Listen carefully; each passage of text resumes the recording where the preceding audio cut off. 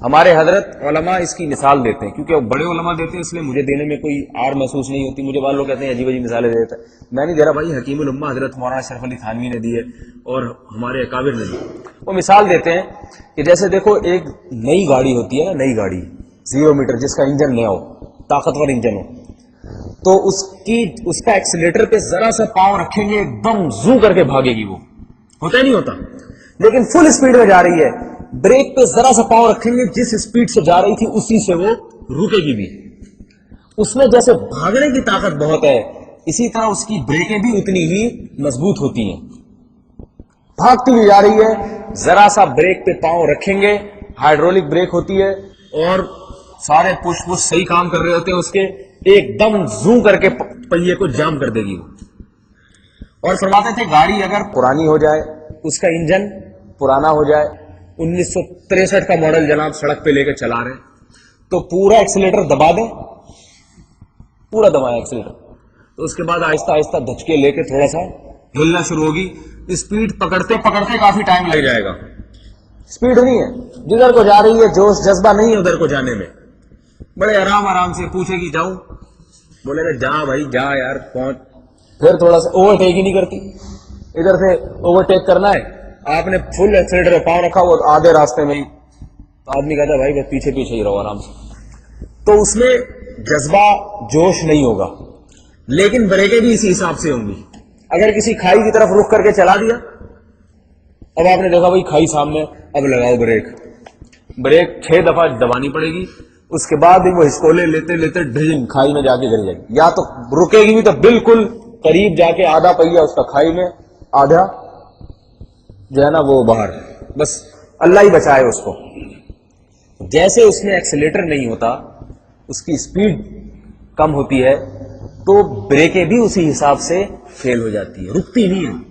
تو ہم علماء نے لکھا ہے کہ جو کمزور آدمی ہوتا ہے، یا بڑھاپا آ جائے انسان پر، یا بچپنا ہوتا ہے، یا بڑھاپے میں بھی انسان کا یہ حال ہوتا ہے، فرمایا گناہوں کی طرف اتنی رغبت نہیں ہوتی جیسے جوان آدمی کی ہوتی ہے، جوش جذبہ نہیں ہوتا.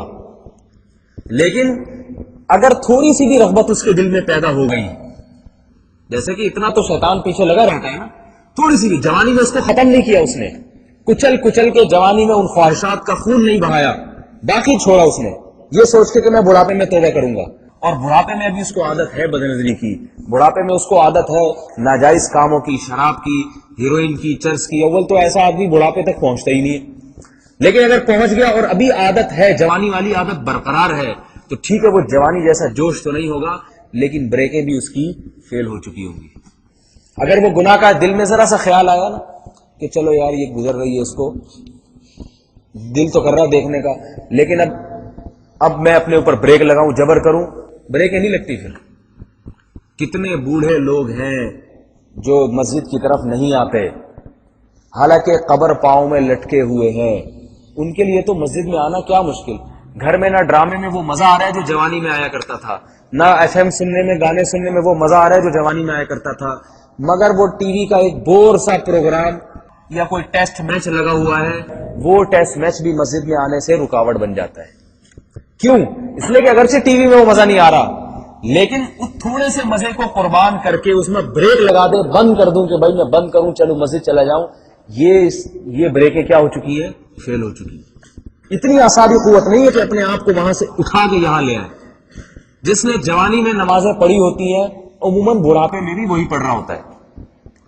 جوانی میں نہیں پڑھتا، 1000 میں کوئی ایک آ جائے گا بڑھاپے میں، ورنہ بہت مشکل ہے. جس نے جوانی میں بدنظری نہیں چھوڑی، بڑھاپے میں پھر وہ نہیں چھوڑتا، 1000 میں ایک آدمی چھوڑ دے گا. جس نے جوانی میں فلمیں، ڈرامے، زنا نہیں چھوڑا، تو یاد رکھو بڑھاپے میں نہیں چھوٹتی، یہ زنا بھی نہیں چھوٹتا. اگر آپ کہیں گے بوڑھا کیسے زنا کرے گا، اگر بوڑھے سے زنا نہ ہوتا تو اللہ کے نبی یہ نہ فرماتے کہ 3 آدمیوں پر اللہ کی لعنت برستی ہے اور بہت سخت اللہ کا غضب ہوتا ہے. حدیث کا مفہوم ہے، فرمائے ایک وہ آدمی جو غریب ہو کے تکبر کرے. تکبر کے لیے جیب میں ہے نہیں، دکان پکوڑوں کی اور بات کروڑوں کی، جیب میں کچھ ہے نہیں، پکوڑوں کی دکان کھول کے اور باتیں ایسی. چلو مالدار آدمی تکبر کرے، غلط تو وہ بھی ہے، لیکن تکبر کی کوئی وجہ تو ہے نا، اس کے پاس ہے کچھ نہیں، دھیلا ہے نہیں، اور باتیں جناب ایسی بڑی بڑی. تو اس غریب متکبر کی طرف اللہ نظر نہیں اٹھاتی. ایک وہ جو بوڑھا ہو اور زنا کرے. بڑھاپا تو انسان کو پاکیزہ بنا دیتا ہے، چہرے پہ نور لے آتا ہے. مسلمان کا بڑھاپا بہت اچھا ہوتا ہے، لیکن گناہگار آدمی کا بڑھاپا اچھا نہیں ہوتا، پھٹکار برستی ہے اس کے چہرے پر. تو اس سے پتہ چلتا ہے کہ بڑھاپے میں بھی انسان کی رغبت زنا کی طرف ہوتی ہے. تبھی تو اللہ کے نبی نے لعنت اور اللہ کے غضب کی وہی سنائی. اگر ہوتی ہی نہیں تو اللہ کے نبی یہ کیوں کہتے؟ آپ تو فرماتے بوڑھا ہے تو رغبت ہی نہیں ہوگی. تو رغبت ہوتی ہے، اور پھر تھوڑی سی رغبت کو برداشت نہیں کر پاتا. جوانی میں جتنی خواہشات پیدا ہوں وہ کڑوا گھونٹ پی جاتا ہے ان کا. اللہ نے اعصاب، بریکیں جو ہے نا بڑی مضبوط ہوتی ہے، بالکل ایسے 0 میٹر گاڑی کس قدر اسپیڈ سے بھاگ رہی ہے کوئی نہیں کہہ سکتا یہ رک سکتی ہے، تو ڈرائیور کہتا ہے روک کے دکھاؤں، ایک بریک لگاؤں گا، جہاں ہے وہیں جام ہو جائیں گے اس کے پہیے. تو توبہ کو جو مؤخر کرے گا نا، تو یاد رکھو ابھی جتنی طاقت ہے جسم میں، ہر آنے والا دل کمزوری کر رہا ہے انسان کو، بیماریاں لاحق ہو رہی ہیں. تو پہلی بات تو یہ کہ گناہ کی طاقت بڑھتی چلی جائے گی، گناہ کی رغبت بڑھتی، یعنی لت پڑ جائے گی، گناہ کی عادت پڑتی چلی جائے گی، اور توبہ مشکل ہوتی چلی جائے گی. اس لیے اکثر و بیشتر توبہ کی توفیق نہیں ملتی، بڑھاپے میں نہیں ملتی. اور اگر بالفرض بڑھاپا یہ جب آ بھی جائے، دوسرا احتمال یہ ہے کہ کس کو کیا یقین ہے کہ توبہ کی توفیق ملے گی بھی، اتنی عمر ملے گی بھی کہ جس میں مہلت ملے گی بھی یا نہیں ملے گی.